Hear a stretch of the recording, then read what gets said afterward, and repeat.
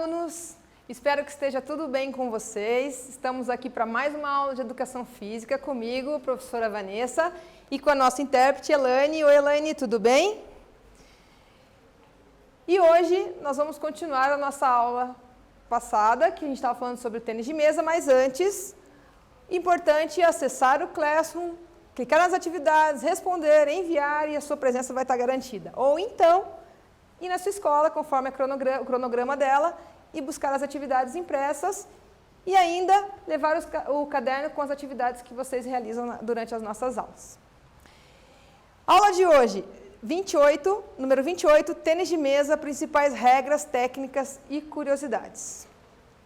O objetivo dessa nossa aula é que você conheça as regras básicas do tênis de mesa, mais do que a gente já viu aula passada, perceba as diferenças entre os tipos de empunhadura, lembra, empunhadura é a forma de segurar, identifique os principais golpes, efeitos do tênis de mesa, conheça algumas curiosidades. Eu quero saber se vocês descobriram quem que é o nosso atleta, ó, super medalhista, mora aqui em Curitiba. Ele é o Claudiomiro Segato, ele foi 5 vezes campeão pan-americano e hoje em dia ele é 10º colocado no ranking mundial. Um super atleta, né? Um brasileiro que representa super bem o nosso país. Aqui está ele. E o apelido dele é Cláudio Segato, ou Rei das Américas. Ele tem 47 medalhas em circuitos mundiais. Ele foi 29 vezes campeão da Copa do Brasil, de tênis de mesa. Essa frase eu tirei da rede social dele, não sei se é dele, mas ele gosta, então eu coloquei aqui. Transforme cada novo desafio em oportunidades de aprendizado e crescimento. Deixo então para vocês uma mensagem bem importante, principalmente nesse momento que nós estamos vivendo, que é que a cada dia a gente tem oportunidade, por mais que esteja ruim, a gente tem oportunidade de sempre ver coisas positivas e tentar o melhor e o crescimento, é aprender com isso. Quero deixar aqui o agradecimento a ele, que foi uma pessoa bem querida, bem acessível. Muito obrigada, tá? Muito legal e boa sorte nas nossas Paralimpíadas. Retomando então, a gente viu a definição do tênis de mesa, o contexto histórico, as habilidades, as modalidades, a raquete e a bola, e a mesa, e a pontuação, e as adaptações para deficientes. Então, tudo isso a gente viu lá passada. E hoje a gente vai falar sobre algumas regras básicas. Quando que uma partida ela é interrompida? No saque, quando ele queima a rede, então quando eu saco, faço o serviço, né, eu sirvo, a bolinha ela queima a rede e cai do lado do meu adversário, volto, a partida é interrompida e eu volto o saque novamente.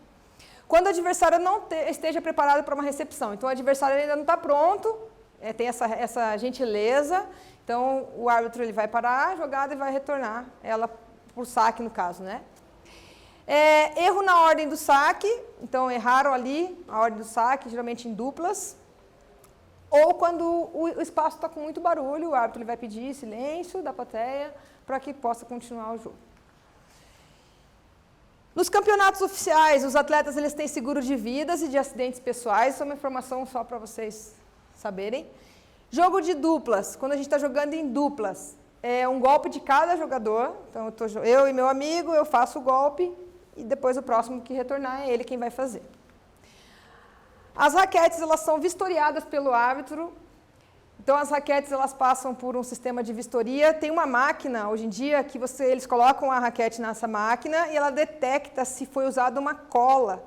Essa cola que é colocada na borracha, ela deixa a raquete com uma velocidade maior quando a bolinha bate. Isso não pode.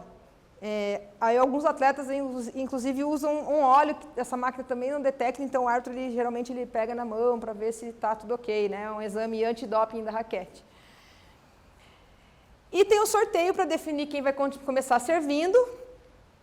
E sobre as tentativas de serviço é aquilo que eu falei. Você pode ter inúmeras tentativas de serviço se você sacar, pegar na rede e passar para o lado adversário. Então, se você acontecer isso 2, 3 vezes, você volta o saque. Se ela bater na rede, for para fora, daí é ponto do adversário. Eu já vou falar sobre o saque, que são 2 de cada um. Os serviços é atrás da linha de fundo, então a mesa está aqui, eu tenho que sempre servir atrás da linha de fundo, eu não posso colocar essa bolinha lá na frente da linha de fundo da mesa, então eu tenho sempre que servir atrás. E deixo para vocês o primeiro exercício, em uma condição, em qual condição uma partida de tênis de mesa é interrompida? Letra A, quando o árbitro faz um sorteio. Letra B, quando o saque toca a rede e cai no campo adversário. Letra C, quando o local da competição está muito silencioso. Letra D, quando o jogador realiza o saque atrás da linha de fundo. Pense um pouquinho, está bem fácil, logo a gente vem com a resposta.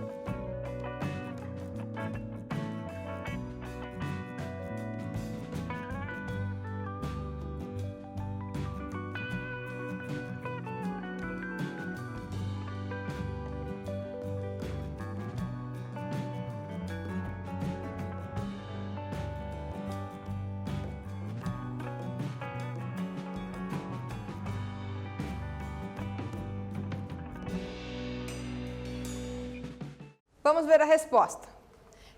A resposta é a letra B. Ela é interrompida quando o saque toca a rede e cai no campo adversário. Lembra que eu falei? Daí volta o saque. Vamos falar agora sobre algumas curiosidades. O rally mais longo que teve foi de 766 batidas. E a partida mais longa foi de 1 hora, 32 minutos e 44 segundos. Falar um pouquinho sobre o sistema de aceleração. O que é o sistema de aceleração? Então, o atleta, quando eles estão jogando e os árbitros... É muito difícil de acontecer, mas os árbitros visualizam que eles estão só trocando bola lá. O árbitro interrompe e entra com esse sistema de aceleração, em que os atletas, quem conseguir fazer 13 retornos bons, consegue o ponto. Para que isso? Para que, né, o próprio nome diz, para que se acelere um pouco o jogo, eles têm um intuito de fazer o ponto. Como eu disse, é muito difícil de acontecer, porque os atletas querem mais fazer o ponto, mas pode acontecer, então eles têm esse artifício para usar caso aconteça. A velocidade média é de 160 km por hora, a média, tá? Lembra que eu falei que pode chegar a 263, porém a média é 160 km por hora e 90 giros por segundo.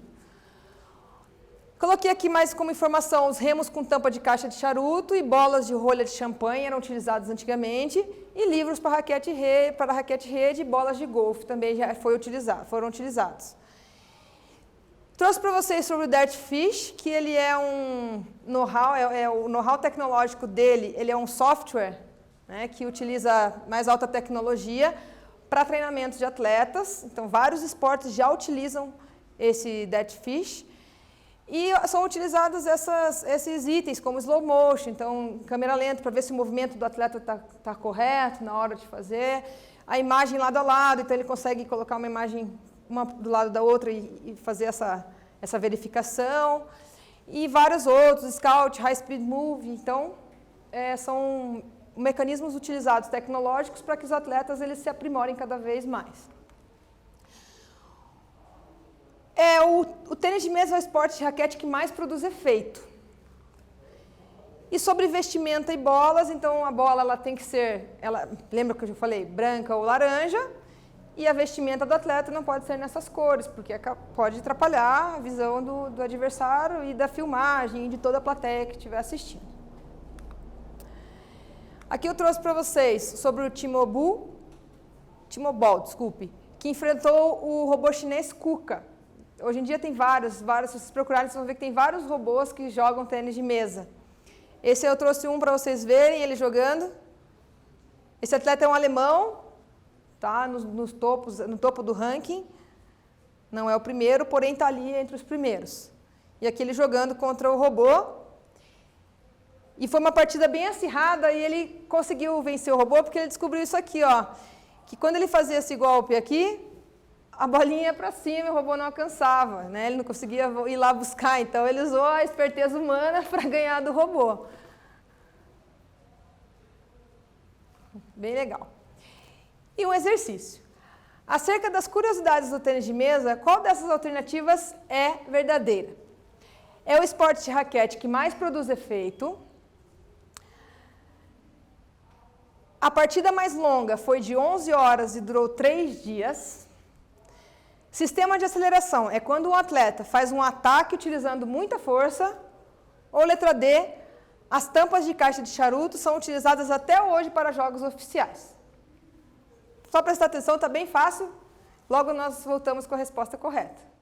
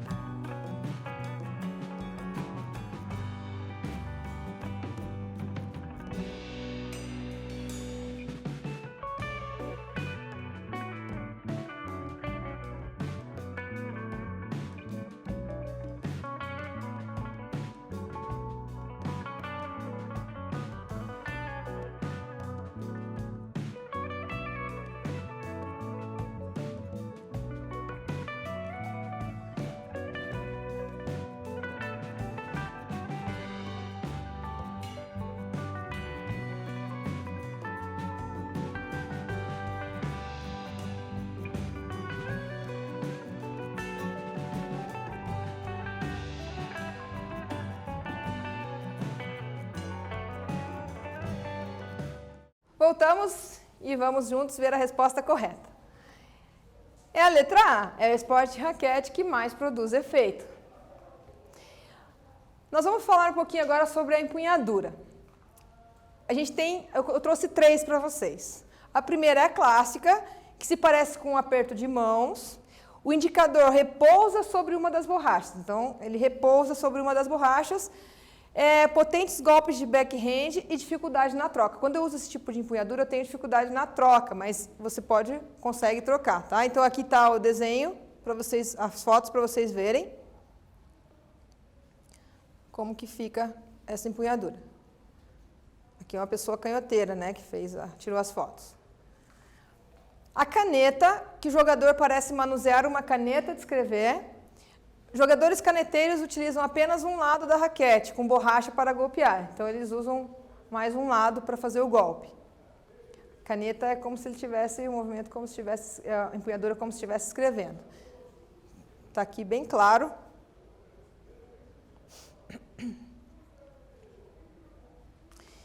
E a clacineta, que é a evolução da empunhadura caneta. Segura de forma similar, porém com liberdade no manuseio. É possível realizar, além do forehand, o backhand também.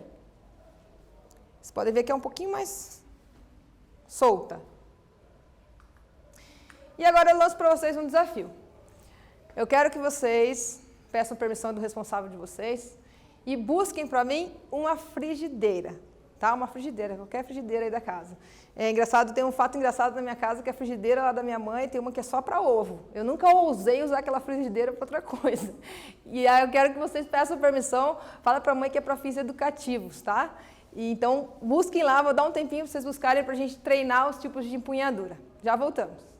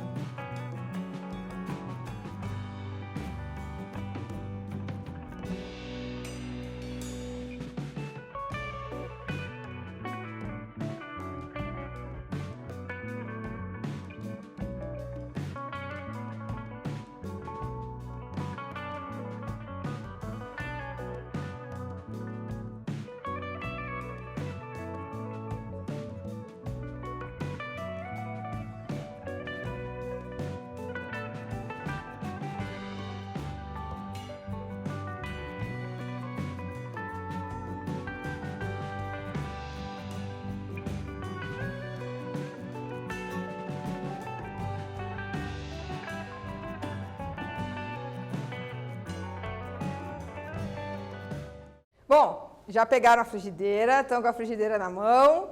E agora eu tirei as fotos para vocês verem como que é para vocês fazerem. Ó. Empunhadura clássica, segura a frigideira lá, das duas formas. Caneta e a clacineta. Vou deixar a imagem para vocês treinarem em casa. Vou dar um tempinho para vocês fazerem todas elas. Para quando chegar na escola, quando a gente retornar, você vai ser o especialista do tênis de mesa, hein? Vamos lá, bora treinar em casa.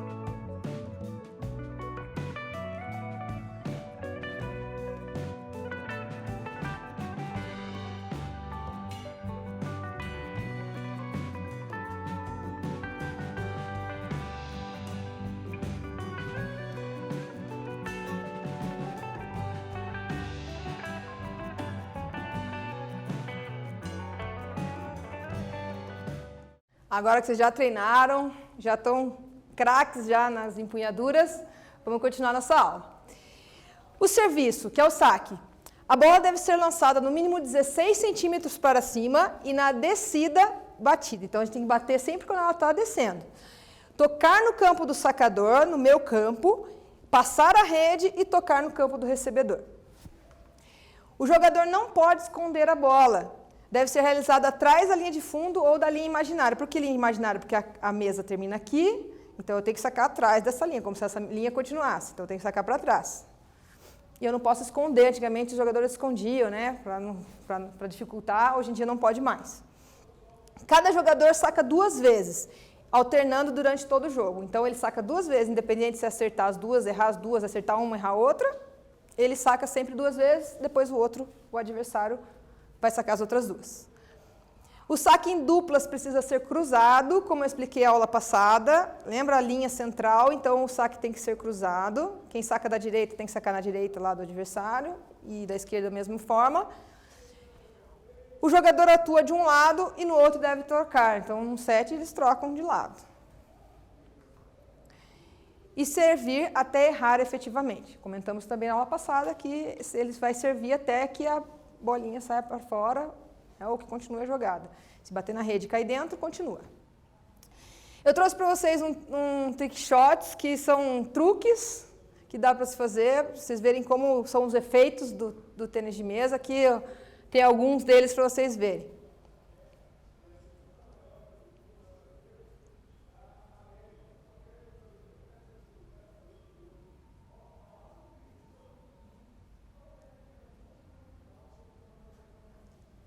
Legal, né? Podem treinar em casa também isso aí. E um exercício. Sabemos que os tipos de empunhadura são clássica, caneta e classineta. Contudo, qual a principal característica da empunhadura caneta? Letra A. Jogador parece realizar um aperto de mãos. Letra B. Jogador parece manusear uma caneta de escrever e utiliza apenas um lado da raquete. C. Liberdade de manuseio para o backhand. Ou D, jogador só pode rebater com o lado preto. Tempo e a gente já volta.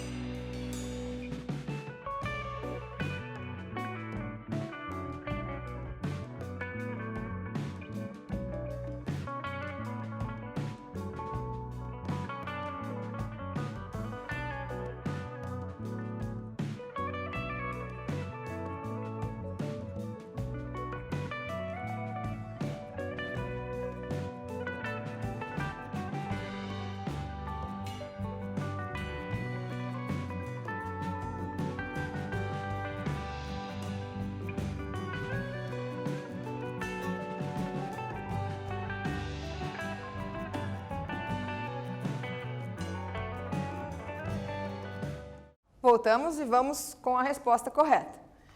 Letra B. O jogador parece manusear uma caneta de escrever e utiliza apenas um lado da raquete. Vamos falar um pouquinho sobre os golpes.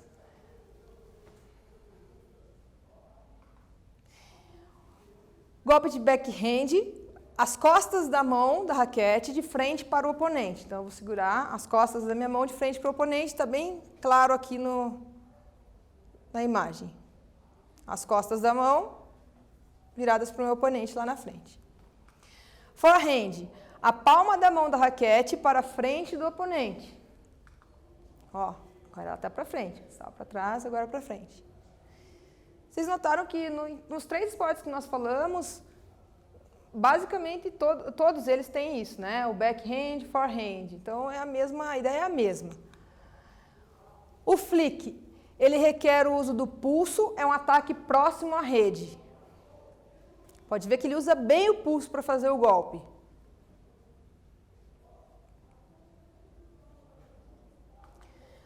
Drop shot, golpe repentino em que a bola é colocada próxima à rede.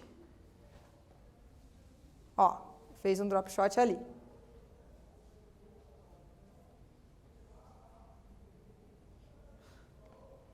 O jogador espera uma batida forte, ele só coloca a bola perto da próxima rede. O smash é o golpe ofensivo de finalização.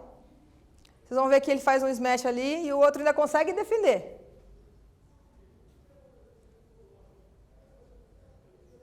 Mais uma vez. E também tem os efeitos.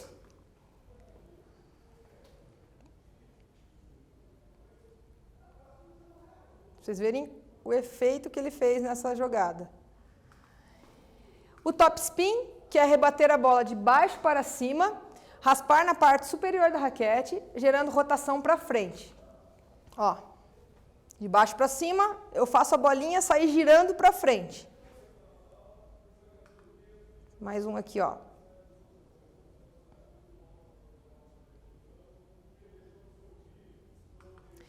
O backspin, que é rebater a bola de cima para baixo, raspar na parte inferior da raquete, gerando rotação para trás. Contrário.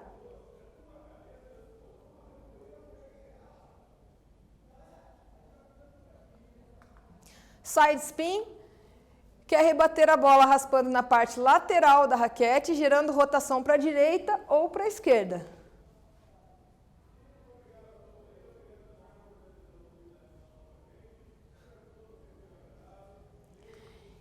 E um exercício sobre os efeitos que a gente pode utilizar no tênis de mesa. A gente pode afirmar que 1. O top spin é rebater a bola de cima para baixo. 2. O side spin é rebater a bola na lateral da raquete. 3. Top spin, rebater a bola de baixo para cima. E 4. O backspin gera rotação para frente. Aí a gente tem a alternativa A, B, C e D, que é somente a 1 e a 2 são verdadeiras. A B, somente a 2 e a 3 estão corretas. A C, somente a 2 e a 4. E a D, somente a 3 e a 4 estão corretas. Tempo para vocês pensarem e responderem essas aí.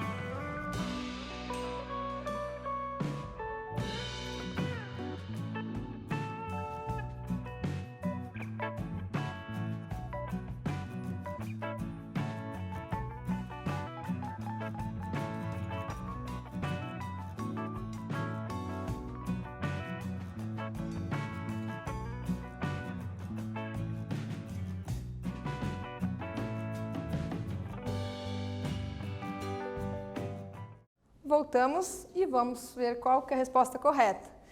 Então, a resposta certa é a resposta B. Somente a 2 e a 3 estão corretas. O side spin é rebater a bola na lateral da raquete e a 3, o top spin é rebater a bola de baixo para cima. Tá? Para vocês lembrarem, é só lembrar do começo, porque o final são todos iguais, tá? O side, top e o back. A gente está chegando a mais o fim de uma aula e antes de eu finalizar, eu gostaria de agradecer algumas pessoas que fizeram parte de todos esses nossos conteúdos que nós falamos sobre o badminton, o tênis e o tênis de mesa. Então eu trouxe aqui o nome dessas pessoas, só em forma de agradecimento mesmo, que eu acredito que quando a gente compartilha e divide, fica tudo muito mais bacana. Então eu queria agradecer ao pessoal do Badminton em Rede, a professora Norma Rodrigues, que é a técnica da seleção de badminton juvenil, o professor Manuel, a Federação de Pernambuco, o professor Vinícius de tênis, o Cláudio Segato, né, esse atleta fantástico que me ajudou bastante, o professor Vladimir também lá do Colégio Zardo, e também mandar um abraço para o pessoal, para os alunos, meus alunos que ajudaram nas fotos, e o pessoal lá de Jacarezinho, os alunos de Jacarezinho também, que eu sei que estão acompanhando as aulas, tá? Muito obrigada. Então, para finalizar a aula, claro, um atleta, para vocês descobrirem quem é. Quero saber quem que é esse cara aqui, bonito, com a bandeira do Brasil, feliz. E a gente vem na próxima aula com a resposta e sobre os feitos desse atleta no mundo esportivo. Tchau para vocês, espero que vocês se cuidem, que fique tudo bem. Logo a gente vai estar junto na escola, não sabemos quando, porém, aguardem que logo a gente está aí. Quero agradecer a nossa intérprete Elaine, muito obrigada. E até a próxima aula. Espero que vocês fiquem bem.